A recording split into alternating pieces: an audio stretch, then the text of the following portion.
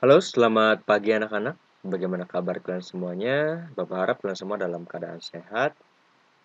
Jadi hari ini adalah pertemuan ketiga kita untuk mata pelajaran kimia, khususnya di kelas 12 ya, khususnya di kelas 12 MIPA, semester 1 tahun ajaran 2020-2021. Jadi pada pertemuan ketiga kali ini, kita akan melanjutkan pertemuan kita minggu lalu ya, di mana minggu lalu kita sudah belajar tentang kenaikan titik didih dan penurunan titik buku ya untuk sifat koligatif larutan. Jadi untuk pertemuan kali ini kita akan lanjutkan pada tekanan osmotik ya. Jadi sifat koligatif larutan pada tekanan osmotik. Baik, langsung saja ya. Kita akan pelajari materi tentang tekanan osmotik. Oke. Jadi di sini ada suatu gambar ya, suatu gambar ada pipa U ya, pipa U. Ada pipa U yang berisi larutan A dan larutan B. Nah, pada pipa U di bagian tengah-tengah di sini ada sekat ya, yaitu suatu membran atau selaput semi permeabel ya. Nah, jadi di sini ada larutan A dan larutan B. Untuk jumlah ya atau volume, untuk volume larutan A dan larutan B itu volumenya sama ya. Volumenya sama, yang membedakan adalah pada konsentrasi. Dapat kalian lihat di sini untuk larutan A ya. Larutan A ini sama-sama urea ya. Larutan A dan larutan B sama-sama larutan urea, tetapi konsentrasinya berbeda. Untuk larutan A, konsentrasi ureanya adalah 10% ya. Untuk larutan B, konsentrasinya adalah 5% ya. Nah, artinya di sini larutan A lebih pekat dibandingkan larutan B ya. Nah, ini konsentrasinya ya. Konsentrasi tinggi. Konsentrasi tinggi ya. Nah, jadi dia lebih pekat, konsentrasinya lebih tinggi dibandingkan larutan B. Ini konsentrasi rendah ya. Nah, sekarang perhatikan ya. Ini kan larutannya molekul larutan ya. Jadi yang merah ini adalah molekul ureanya ya, molekul larutan urea, zat terlarutnya. Yang warna merah ini zat terlarut ya. Ini lebih banyak dibandingkan larutan B ya. Di larutan A lebih banyak dibandingkan di larutan B. Karena dia 10% ya, lebih pekat dibandingkan urea di larutan B yang hanya 5%. Nah, sekarang ya, di sini kan ada sekat ya, di sini ada sekat ya. Ini merupakan membran atau selaput semi permeabel, di mana pengertiannya adalah di sini selaput semi permeabel merupakan suatu selaput yang mempunyai ukuran pori-pori tertentu. Nah, jadi dia punya ukuran pori-pori tertentu ya. Jadi ukuran pori-porinya itu kecil ya. Ukuran pori-pori tertentu yang hanya bisa dilalui oleh molekul pelarut ya. Jadi molekul zat terlarut tidak bisa melalui pori-pori ini ya. Nah, di sini jadi pada selaput semi permeabel ini molekul zat terlarut itu tidak dapat melewatinya. Nah, jadi yang bisa melewati selaput semi permeabel ini adalah hanya molekul zat pelarutnya. Jadi hanya molekul zat pelarutnya yang dapat melewati membran ini. Nah, selanjutnya untuk molekul zat terlarut ya, molekul zat terlarut ini bisa atau dapat menghambat gerak molekul pelarut ya. Nah, jadi dalam suatu larutan ya, apabila ada zat terlarut, maka zat terlarut ini bisa menghambat gerak dari molekul pelarut ya, karena cenderung terjadi tumbukan antar molekul zat terlarut dengan molekul pelarutnya ya, sehingga gerak molekul pelarut itu bisa terhambat ya, seperti itu. Nah, jadi menghambat gerak molekul pelarut melalui selaput semi permeabel sehingga molekul pelarut B lebih banyak melewati selaput tersebut. Nah, kenapa seperti ini ya? Karena di molekul pelarut B zat terlarutnya lebih sedikit ya. Nah, kalau zat terlarutnya lebih sedikit, maka tumbukan yang terjadi juga lebih kecil ya, lebih kecil sehingga molekul pelarut atau airnya ya itu lebih mudah untuk lewat ke selaput semi permeabelnya karena zat larutnya lebih sedikit. Nah, berbeda dengan larutan A. Pada larutan A, zat larutnya lebih banyak ya. Maka kemungkinan terjadi tumbukan antara molekul zat larut dengan molekul pelarutnya akan semakin besar ya.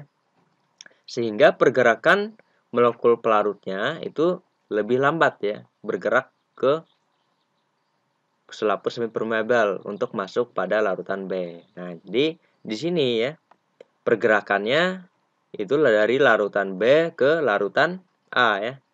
Jadi pergerakan molekul pelarutnya itu dari larutan B ke larutan A itu lebih besar ya. Kalau dari larutan A ke larutan B ya, itu lebih kecil ya, lebih kecil pergerakannya. Nah, maka dapat diperhatikan ya, di sini yang ada warna biru ya, di warna biru ini permukaan dari larutannya ya, permukaan larutannya sebelum dan sesudah ya. Nah, dapat diperhatikan di sini pada larutan B ya, pada larutan B dia permukaan larutannya turun ya. Ini permukaan larutan awal ya. Permukaan larutan awal dapat diperhatikan sama ya. Nah, setelah terjadi pergerakan molekul pelarut ya dari konsentrasi yang lebih rendah ya, ini konsentrasinya lebih rendah pada larutan B ke konsentrasi yang lebih tinggi pada larutan A ya.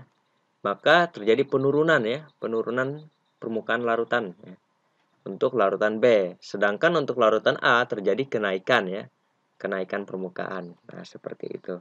Nah, jadi molekul zat larut yang menghambat gerak molekul pelarut untuk melewati selaput membran semipermeabel ya, sehingga molekul pelarut B lebih banyak melewati selaput tersebut, ini disebut sebagai peristiwa osmosis ya. Peristiwa osmosis atau bisa juga disebut sebagai pergerakan molekul pelarut ya dari konsentrasi yang lebih rendah ke konsentrasi yang lebih tinggi melalui selaput membran semi permeabel ya. Itu disebut sebagai peristiwa osmosis ya, seperti itu. Nah, lanjut sekarang kita perhatikan gambar lagi ya. Di sini permukaannya dapat kita lihat untuk larutan B, permukaan larutannya akan turun ya. Kenapa turun ya? Karena molekul pelarutnya berpindah ya. Berpindah ke larutan A ya. Dapat kita lihat ini, molekul pelarut dari B itu berpindah ke larutan A ya, melalui selaput semi permeabel. Nah, ketika dia berpindah ke larutan A, pelarutnya ya, maka pelarut di larutan A akan bertambah ya. Molekul pelarutnya akan bertambah sehingga permukaan larutannya akan naik ya. Permukaan larutannya akan naik. Nah, jadi ketika permukaan larutan ini naik ya, ketika permukaan larutan ini naik, maka perlu suatu tekanan ya yang akan kita berikan dari sini ya. Perlu suatu tekanan yang harus kita berikan agar terjadi kesetimbangan lagi ya, agar permukaan larutannya setimbang lagi. Maka kita harus berikan tekanan pada larutan A ya, agar kesetimbangan kembali seperti semula. Nah, tekanan yang diberikan ya, ini disebut sebagai tekanan hidrostatis ya, atau delta H kecil ya, yang mengimbangi tekanan yang diakibatkan oleh gerak molekul pelarut yang masuk melewati selaput semi permeabel ya. Nah, jadi ada tekanan hidrostatis yang harus kita berikan agar kita bisa mengimbangi pergerakan molekul tadi ya, molekul pelarut. Pergerakan molekul pelarut dari larutan B ke larutan A harus kita imbangi ya. Nah, agar dia dapat setimbang seperti semula. Nah, jadi tekanan ini ya, tekanan hidrostatis ini disebut sebagai tekanan osmotik yang kita pelajari ini ya. Jadi disebut sebagai tekanan osmotik.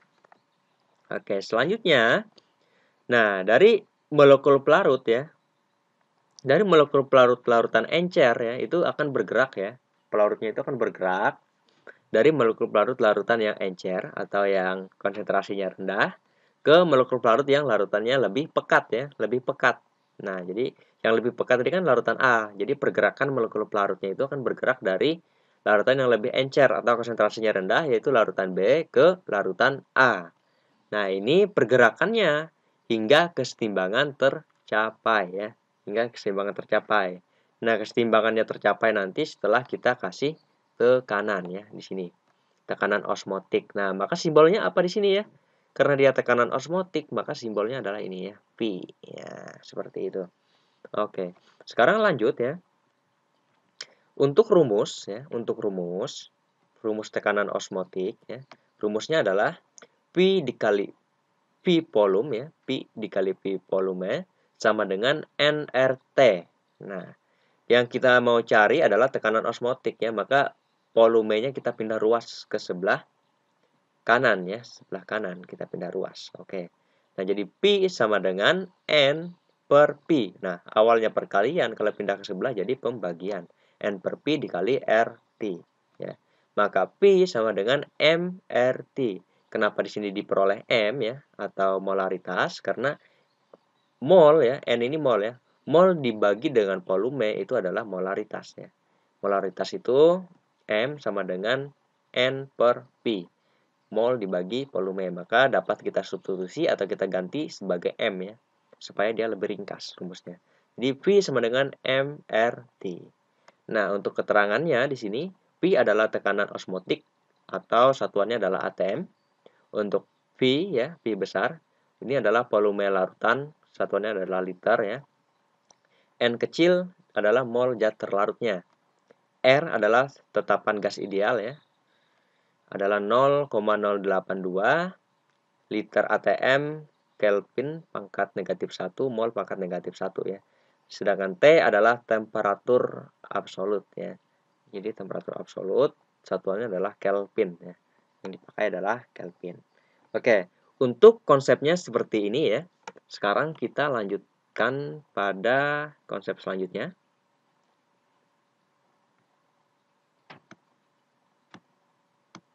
Oke, baik di sini. Nah, jadi ada beberapa istilah lagi untuk peristiwa osmosis ini ya. Ada yang pertama, istilah pertama ya.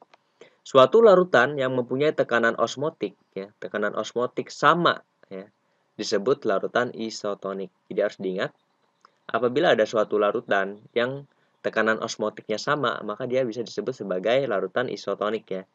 Nah, untuk yang kedua, larutan yang tekanan osmotiknya lebih besar daripada larutan lainnya disebut larutan hipertonik ya, di hipertonik. Apabila dia tekanan osmotiknya lebih besar daripada tekanan osmotik larutan lainnya disebut larutan hipertonik. Yang ketiga, larutan yang tekanan osmotiknya lebih kecil daripada larutan yang lainnya disebut hipotonik. Nah, ini harus diingat ya konsepnya. Kemungkinan bisa ada di soal ya. Oke, selanjutnya agar lebih jelas ya mengenai konsep tadi, kita akan perhatikan contoh soalnya.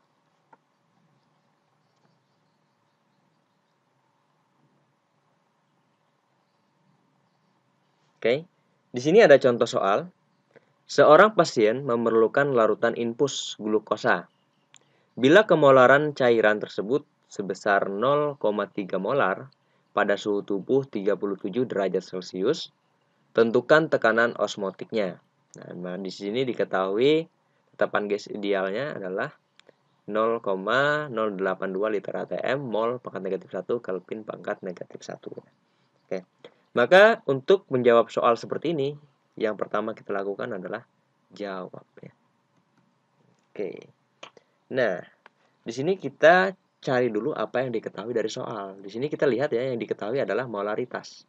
Ya. Nah, ini kan kemolaran, berarti molaritasnya sebesar 0,3 molar. Nah, selanjutnya yang diketahui adalah temperatur. Temperaturnya 37 derajat Celcius. Nah, agar lebih mudah ya, temperaturnya kita rubah dulu ke Kelvin ya. Nah, merubahnya ke Kelvin, maka temperaturnya itu sama dengan 37 ya, ditambah dengan 273 ya. Ini akan jadi Kelvin nanti. Hasilnya adalah 310 Kelvin. Nah, maka kita ketahui temperaturnya adalah 310 Kelvin. Setelah kita sudah ketahui semuanya ya, maka kita tinggal masukkan ke rumus. Yang ditanya adalah tekanan osmotik ya. Maka yang ditanya adalah V. Nah, oke. Kita masukkan ke rumus. V sama dengan M dikali R dikali T. Tinggal kita masukkan. Molaritasnya berapa? 0,3 molar. Dikali R-nya berapa? R-nya 0,082 liter ATM mol pangkat negatif 1 Kelvin pangkat negatif 1 dikali T. T-nya berapa? Temperatur 310 Kelvin. Nah, jadi harus diingat temperaturnya harus dirubah ke dalam Kelvin ya. Jangan kalian gunakan temperaturnya dalam derajat Celcius langsung 37, maka jawabannya nanti akan salah ya. Nah, selanjutnya tinggal kita hitung. 0,3 dikali 0,082 dikali 310. Apabila kita hitung ya, maka hasilnya adalah pi sama dengan 7,626 ya. 626 satuannya. Nah, kita perhatikan. Molaritas ya. Molaritas ini kan dia bisa juga seperti ini. Molaritas adalah mol per liter ya. Mol per liter. Nah, perhatikan, di sini kan mol. Mol per liter. Kita coret dulu. Mol, di sini kan ada mol pangkat negatif 1 ya. Mol pangkat negatif 1 itu sama dengan 1 per mol ya. Nah, jadi mol pangkat negatif 1 itu sama kayak 1 per mol seperti ini ya. Maka molnya ini apabila dia ingin naik ke atas ya, maka dia harus pangkatkan dengan negatif 1. Nah, ini pernah saya ajari di kelas 11 ya. Jadi kalian harusnya tahu ya. Nah, jadi mol ini kan molnya positif ya kalau di atas. Ini bisa dicoret ya kalau dia dengan yang di bawah, mol pangkat negatif 1 ya. Sama seperti gini. Ini kan ada mol positif ya, ini positif molnya. Dengan mol yang negatif. Mol negatif kan sama dengan sepermol ya, yang mol negatif. Maka ini bisa dicoret ya. Ya, seperti itu. Nah, kan sudah dicoret ya molnya. Sekarang liter. Ini kan liternya per ya. Kalau dia per ini bisa dicoret dengan yang positif ya. Kalau per itu kan dia kalau di bawah negatif ya. Nah, dengan yang positif coret ya, liternya dicoret. Selanjutnya Kelvin. Nah, di sini perhatikan di sini Kelvinnya ada yang negatif ya. Di sini ada yang positif, maka bisa dicoret ya. Oke. Nah, maka sisanya apa? Sisanya adalah satuannya ATM. Nah, maka untuk pi satuannya adalah ATM. Terbukti ya bahwa satuan untuk pi atau tekanan osmotik adalah ATM. Maka di sini dapat kita ketahui tekanan osmotik ya yang terjadi ketika seorang pasien memerlukan larutan infus glukosa ya dengan kemolaran sebesar 0,3 molar pada suhu 37 derajat Celcius adalah sebesar 7,626 ATM. Oke, sampai di sini paham ya untuk contoh soalnya. Mungkin cukup dulu untuk materi kita pada pertemuan ketiga kali ini. Untuk pertemuan selanjutnya, kita akan membahas mengenai sifat koligatif larutan dari larutan elektrolit ya. Nah, kan pada pertemuan-pertemuan sebelumnya dan pertemuan sekarang, yang kita bahas adalah sifat koligatif larutan dari larutan non-elektrolit ya. Jadi pada pertemuan selanjutnya nanti kita akan bahas untuk yang larutan elektrolitnya. Karena non-elektrolit dan elektrolit itu berbeda ya. Kalau non-elektrolit itu dia tidak memiliki ion ya. Sedangkan yang elektrolit ada ionnya. Maka nanti ada penambahan rumus ya, penambahan rumus. Oke. Cukup sampai di sini dulu. Jangan lupa belajar ya. Selamat pagi. Sampai jumpa pada pertemuan selanjutnya.